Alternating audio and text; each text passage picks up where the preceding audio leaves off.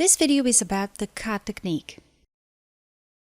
For the purposes of this demonstration, I will only leave the CAD technique enabled.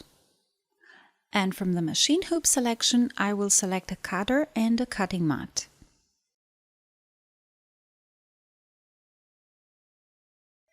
Now, anything that we create is said to be a CAD object.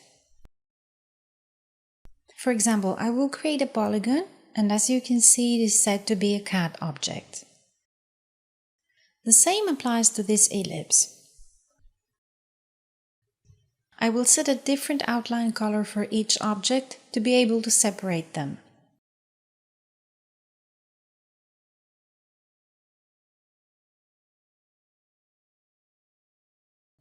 Using the Object Properties option, you can adjust the cutting options manually or by using the cutter presets. The options apply only to the selected object. Using the presets, you can select an object to be, for example, vinyl, and the other one to be fabric.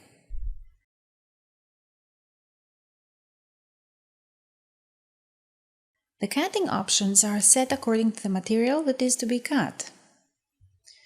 Now that we have created a design, we can easily send it to the cutter. So let's export to cutter. Select the type of your cutter from the list. As you can see, there are various cutters available on the list. I will select Artistic Edge Cutter.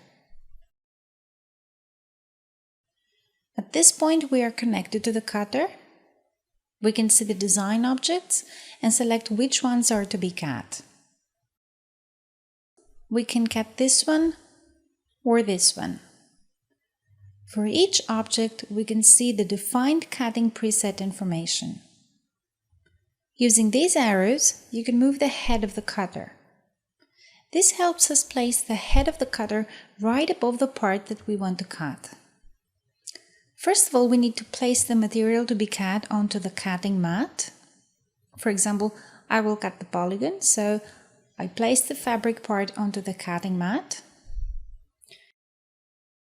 Using these plus signs, you select where the starting point will be according to the position of the cutter head.